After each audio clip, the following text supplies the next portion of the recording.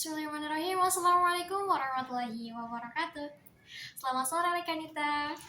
Ya, by the way, ngomong-ngomong, aku rekam video ini waktu sore. Jadi, selamat sore ya Rekanita. Oke, perkenalkan sebelumnya nama aku Desti Febriani Mustafa. Kalian bisa panggil aku Desti. Dan ngomong-ngomong juga, aku dari perwakilan pimpinan cabang Kota Cirebon, IPP Kota Cirebon. Karena kenapa aku buat video ini? Karena di tanggal kemarin Sabtu dan Minggu itu aku tidak mengikuti pralatpel. Apa sih pralatpel? Jadi kegiatan sebelum latihan pelatih. Nah, oleh karena itu inilah tugasnya kita membuat video yang bisa dibilang kita ngejelasin materi yang telah disampaikan oleh para pemateri. Nah, kebetulan aku udah nulis ini materi-materi yang disampaikan kemarin sama pemateri.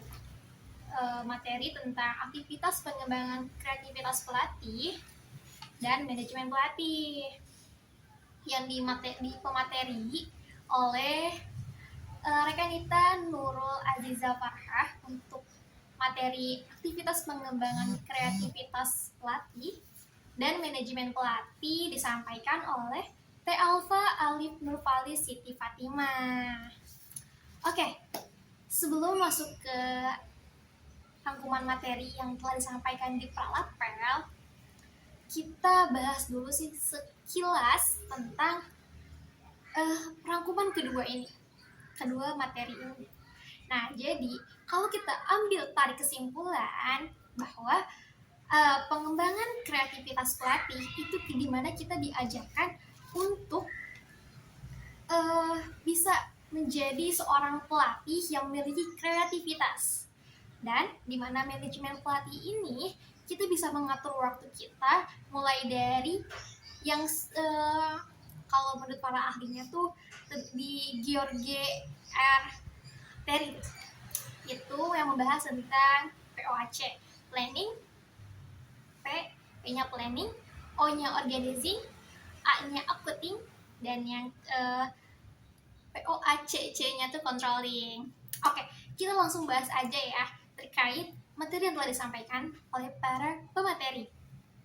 Mulai dari pemateri yang pertama, yaitu mengenai aktivitas pengembangan kreativitas pelatih yang disampaikan oleh Rekanita Nurul, yang dimana beliau menyampaikan apa sih itu permainan. Di sini permainan adalah aktivitas menyenangkan dengan sukarela yang dilakukan di luar rutinitas sehari-hari melalui untuk belajar melalui pengalaman. Kita tarik garis lagi dulu, di mana permainan itu adalah aktivitas yang menyenangkan. Tetapi di balik itu semua ada ada hikmah yang bisa kita ambil, yaitu untuk belajar melalui pengalaman. Jadi dalam setiap permainan yang kita lakukan itu kita bisa ambil hikmahnya dengan cara kita berpikir positif bahwa di balik setiap permainan tersebut, bahkan dunia aja ada permainan ya guys sih itu kita belajar ambil hikmahnya untuk menjadikan sebuah pengalaman.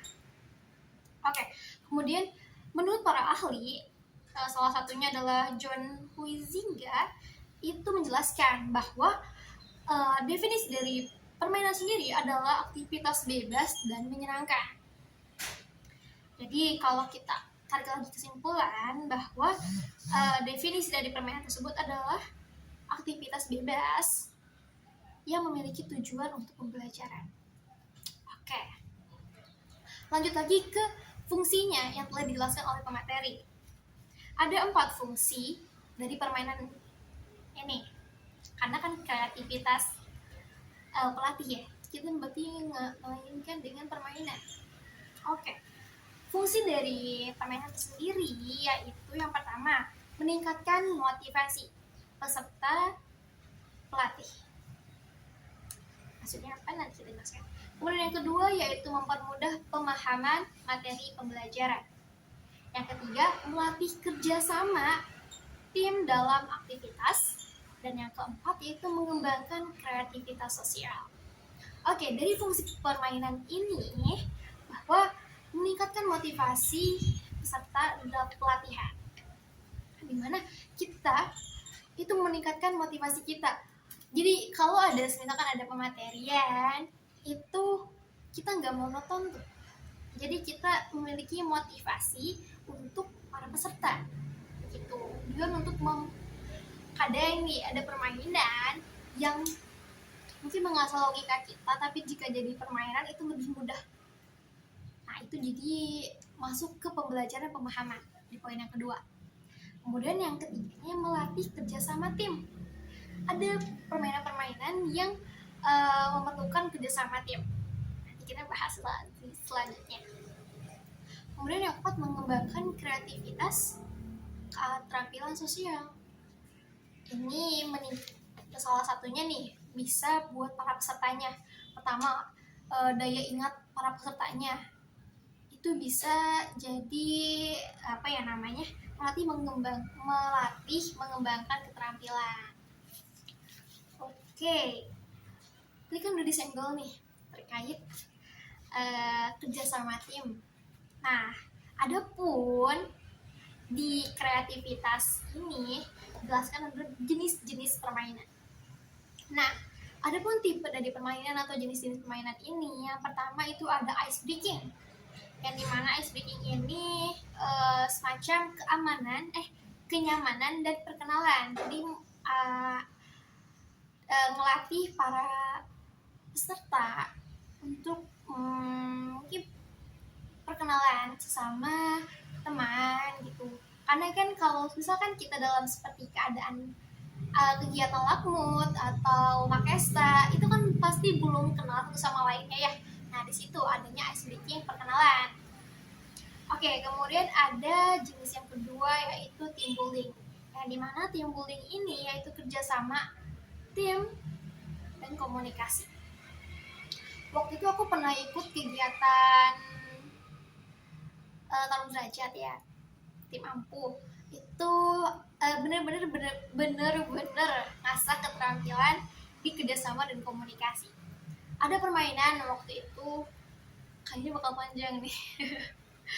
Nanti deh mungkin aku bakal jelasin lebih rincinya, karena di sini kita jelasin aja secara ringkasnya, oke? Oke, kemudian ada problem solving.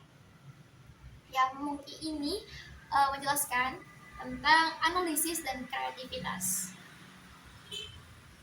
Waktu itu sama ada cerita juga waktu jadi anggotanya tim ampuh, ini ngelatih analisis.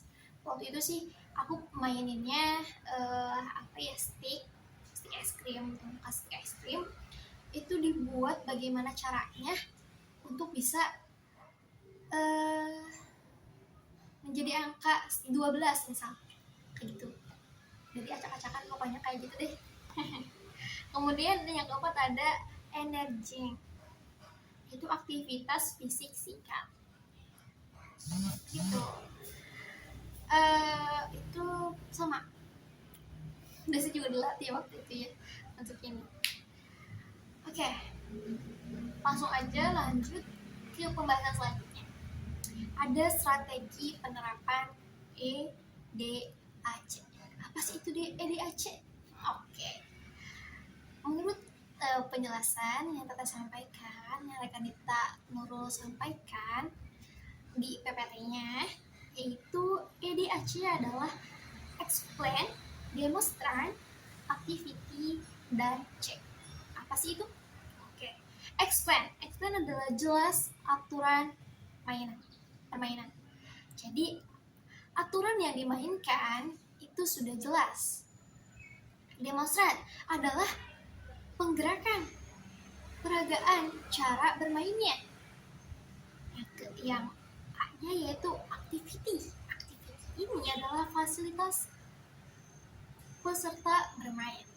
Yang keempatnya adalah check, yaitu evaluasi keterlibatan peserta. Nah, evaluasi ini nyambung nih setelah ke debriefing setelah bermain. Apa sih itu debriefing? Debriefing ini jadi penjelasan setelah kita melakukan permainan tersebut. Seperti yang ditanyakannya, apa yang dirasakan saat bermain? Kemudian strategi apa sih yang berhasil atau gagal? Yang ketiga, apa sih hubungannya dengan kehidupan nyata? Nah, kalau mau dijelasin, ini sebetulnya penjelasan materi ya, tapi Desi pernah ngerasain ini semua gitu waktu jadi tim ampuh. Ini bener-bener, oh iya, waktu Desi baca nih, waktu pas Desi baca materi-materinya, iya ini mah ya udah pernah Desi lakuin. Oh ternyata materinya ini ya. Oh jadi dapat pengalaman baru nih, dapat ilmunya. Karena kalau Desi sendiri gitu ya, tipe orang yang harus kejadian dulu di Desi baru paham dengan materi. Nah kalau Desi orangnya kayak gitu sih. Oke, kesimpulannya, jadi permainan itu bukan sekedar hiburan. Kenapa bukan hiburan? Karena ada hikmah di balik permainan tersebut. Jadi kita lebih mengenal ke pembelajaran dari pengalaman gitu. Bukan hanya senang-senang gitu ya. Kemudian jadi alat pembelajaran yang efektif.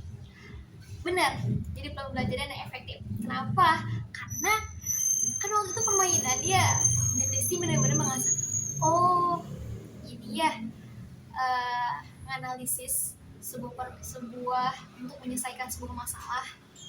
Oh kayak gini ya rasanya kerja sama tim, kayak gitu. Kalau dalam sebuah timnya ada yang mengacaukan, ada yang nggak suka, maka gagal permainan tersebut. Karena kenapa? Karena tidak ada kerjasama tim. Waktu itu aja ada beberapa tim yang mereka memang gagal karena salah satu dari anggotanya tidak suportif, kayak gitu.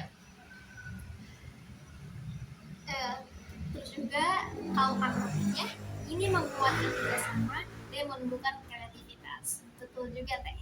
Ini menumbuhkan kreativitas dan menguatkan kerjasama. Jadi sesama teman-teman sebaya kita ataupun atas kita atau di bawah kita jadi lebih tahu, kita lebih mengenal. Oh, dengan cara ini dia lebih efektif untuk mengembangkan skill dia. Dia bisa menganalisis loh di sini, kayak gitu. Waduh, ini satu materi aja sampai 12 menit. Oke, kita lanjut lagi ke pembahasan materi yang kedua, yaitu tentang manajemen pelatih. Kalau menurut George, itu ada 4 yang tadi udah dijelasin di awal. PAC, planning, organizing, updating, dan evaluasi. Atau POAC, C controlling, C itu pengawasan ya, atau evaluasi sama aja. Oke, menurut dari tetehnya, manajemen pelatih itu adalah proses perencanaan, pengorganisasian, dan pengawasan terhadap sumber daya manusia, pelatih atau fasilitator untuk mencapai tujuan kaderisasi yang efektif. Karena kita membahas tentang IPPNU, karena kita ngebahas tentang IPPNU ya, buat Ikatan Pelajar Putri Nahdlatul Ulama, bahwa ya kita bersangkut paut dengan kaderisasi, dimana manajemen ini adalah proses perencanaan, pengorganisasian, penyerahan dan pengawasan terhadap kaderisasi itu sendiri. Oke, jadi inti konsepnya Motete adalah di mana ada orang yang tepat, yaitu seorang pelatih, di tempat yang tepat, yaitu forum kaderisasinya, dengan kemampuan yang tepat, kemampuan para pesertanya. Oke. Ada kata-kata Motete-nya yaitu tanpa manajemen, pelatih hanya menjadi rutinitas tanpa standar kualitas mutu yang jelas. Oke, dapat diambil? Oke, Jadi tanpa manajemen, seorang pelatih itu hanya menjadi rutinitas standar aja yang nggak jelas gitu. Makanya adanya pelatih. Nah, adapun unsur dari pelatih itu sendiri, kita jelasin masuk ke unsur dari seorang pelatih. Yang pertama, pemimpin organisasi. Maksudnya apa? Pemimpin organisasi di sini ya adalah pihak yang bertanggung jawab. Misal di bidang kaderisasi PPNU, PC atau PW. Jadi yang bertanggung jawab di sini adalah di bidang kaderisasinya, baik PC maupun PW. Kemudian yang kedua yaitu sistem atau aturan, yang dimana kita sudah punya pedoman kaderisasi itu sendiri, yang menjadi acuan kita dari PP. Kemudian pelatih, jelas karena sosok pelatih yang telah lulus jadi seorang pelatih gitu ya, ini memiliki legitimasi,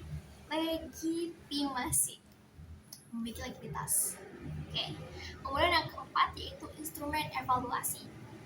Pasti jelas karena harus ada yang namanya evaluasi, alat ukur untuk melihat sejauh mana pelatih berhasil menyampaikan sebuah materi. Ya, kita langsung masuk aja ke fungsi atau struktur dari manajemen pelatih itu sendiri. Sebetulnya kita udah dijelasin di awal ya terkait POAC ini sendiri. Tapi kita jelasin lebih rincinya lagi dengan penjelasan yang telah disampaikan. Yang pertama yaitu planning atau perencanaan, di mana perencanaan ini memetakan kebutuhan pelatih di setiap wilayah dan menentukan kriteria pelatih dengan jenjang tertentu. Contohnya yang pertama, kalau di PPNU itu pertama Makesta, kemudian Latpel, kemudian Lakmot, dan seterusnya. Kemudian yang kedua yaitu organizing atau pengorganisasian, di mana pembagian tugas, karena pengorganisasian ya pasti pembagian tugas pada siapa yang menjadi master of trainingnya, yang menjadi fasilitator atau pendamping. Karena kita udah ngebahas di sebuah kaderisasi ya sekarang. Oke, kemudian yang ketiga yaitu operating atau pelaksanaan atau penggerakan. Pasti dong, kita udah punya perencanaan, terus kita udah dibagi-bagi nih organisasinya ke siapa-siapa aja. Dan yang ketiga yaitu pelaksanaannya atau penggerakannya, yang dimana proses pelatih turun ke lapangan, memberikan motivasi dan mengelola dinamika forum. Nah, habis itu controlling atau pengawasan atau evaluasi, di mana menilai performa pelatih melalui feedback peserta dan rapat evaluasi pasca kegiatan. Nah, kita udah punya perencanaannya, terus kita udah punya pengorganisasiannya, kemudian kita laksanakan kegiatan tersebut, dan yang terakhir kita adakan evaluasi atau controlling. Oke, kita lanjut lagi ke langkah-langkah penerapan manajemen pelatih. Panduan untuk mengelola siklus pelatih tim kaderisasi untuk hasilnya maksimal. Yang pertama, jelas dong, karena untuk hasilnya maksimal, kita masih perlu arahan dari seorang pelatih senior. Jadi kita memerlukan database dan inventaris dari para senior. Kita arsipkan data-data orang yang telah mengikuti jenjang APL atau latihan pelatih, siapa aja. Nah, kita tulis di bidang mana sih mereka khasnya. Misalkan di bidang kepemimpinannya, kemudian di bidang keorganisasiannya, atau di bidang kepemimpinannya. Oke, kemudian yang kedua yaitu penugasan atau briefing. Nah, jangan melepas pelatih tanpa instruksi. Nih, berikan terms of reference atau TOR yang jelas agar tujuan materi ini tersampaikan dengan baik pada audiens. Kemudian tadi kan setelah kita udah punya nih datanya, kemudian kita udah punya juga nih penugasannya. Nah, inilah adanya supervisi atau pendamping, di mana pendamping ini melatih pelatih muda untuk memberikan masukan secara real time, tetap menjaga wibawa pelatih dengan di hadapan peserta. Nah, jadi pelatih muda ini juga masih harus tetap didampingi oleh seorang pelatih yang senior. Nah, setelah mendampingi, pasti yang tetap kita harus menjaga wibawa kita di hadapan para peserta kan ya. Setelah itu, masuklah ke evaluasi dan upgrade. Kita sudah melihat sejauh mana pelatih muda ini terjun ke lapangan. Barulah kita evaluasi dan upgrading, yang dimana setiap selesai pelatihan wajib diberikan masukan. Lakukan setiap sesi untuk upgrading juga, agar pengetahuan pelatih muda ini tidak stagnan. Nah, jadi para pelatih muda juga jangan bosan kalau misalnya terus-menerus gitu di upgrade, terus-menerus adanya evaluasi. Malah kalau kita ada evaluasi itu lebih keren, karena kita mengetahui, oh ternyata kita pernah salah di sini, kita perbaiki. Nah, kayak gitu. Oke, kemudian ada catatan penting dari tetehnya, dari Rekanita. Ini yang pertama, yaitu pelatih adalah penjaga gerbang ideologi. Jika manajemennya buruk, pesan organisasi bisa sampai salah kepada kader yang baru. Kemudian yang kedua, ya, seorang pelatih di IPPNU bukan sekadar pemberi materi, melainkan sebagai fasilitator yang menghidupkan suasana. Yang ketiga, budaya tim dan kerjasama adalah kunci untuk keberhasilan organisasi. Oke, aku setuju banget sama tarahnya. Yang pertama, pelatih adalah seorang penjaga ideologi manajemen. Jika manajemennya buruk, maka akan berantakan. Contohnya seorang pemimpin. Jika seorang pemimpin tidak bisa membawa anggotanya nih ke dalam sebuah organisasi. Dari pemimpin dulu.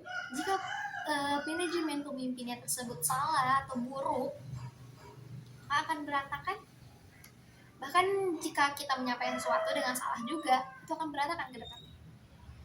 Makanya kenapa Desi nggak berani ngomong langsung terkait materi yang telah disampaikan kemarin. Kayak Desi nulis dan menyampaikan poin yang telah Desi sampaikan, yang telah Desi pahami sedikit. Karena di sini Desi masih belajar juga, masih perlu banyak pembelajaran yang masuk ke Desi. Masih perlu banyak ilmu yang harus Desi dapatkan. Kemudian yang kedua tadi, seorang pelatih di IPPNU bukan sekedar pemberi materi, melainkan seorang fasilitator. Ini aku setuju juga, karena bosen gak sih kalau kita hanya diberi materi, sedangkan kita nggak tahu orang tersebut paham atau enggak, ya kan? Bagaimana cara dia paham? Tadi dengan cara permainan. Salah satu caranya yaitu adanya sebuah permainan yang dimana kita membahas, karena kan bukan hanya sekedar hiburan, tadi sudah jelaskan. Di sini kita berarti mengambil banyak sekali pembelajaran dari permainan tersebut untuk jadikan sebuah pengalaman. Oke. Nah, jadi untuk menghidupkan suasana kan, maksudnya menghidupkan suasana. Betul, menghidupkan suasana. Karena jika monoton terus materi yang diberikan tanpa adanya mungkin tadi ice breaking atau team building, itu anak-anak bakal merasa jenuh. Mungkin dari jenjang Makesta dulu nih.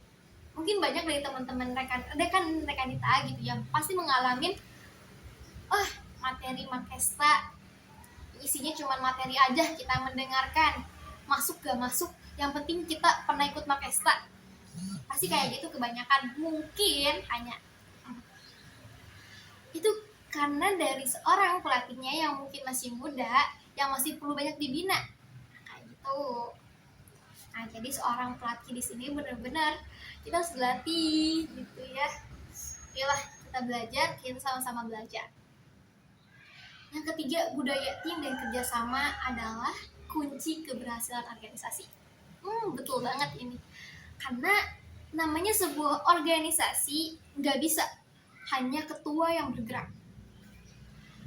pasti memerlukan anggota, pasti memerlukan pengurus. Ya ngapain gitu ketua berjalan sendiri, ya organisasi macam apa tuh?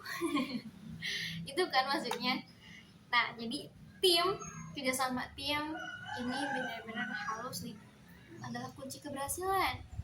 Makanya seorang pemimpin, seorang ketua di sini dilatih untuk bagaimana sih cara mengatasi sebuah masalah, cara mengatasi permasalahan yang ada, sama aja ya. Ya intinya kayak gitu.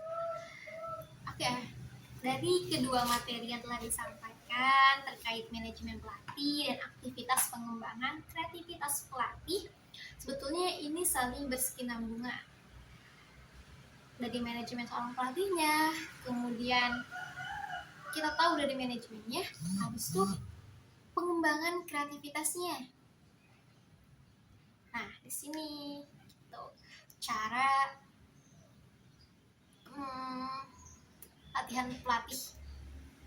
Oke, dari kedua materi ini juga sebetulnya Desi benar-benar awalnya awam gitu ya. Awalnya nggak ngebaca, tapi pas Desi rasain, oh iya, aku pernah ikutan tim ampuh gitu, dan dari pelatihnya itu kan pelatihnya dari tentara ya.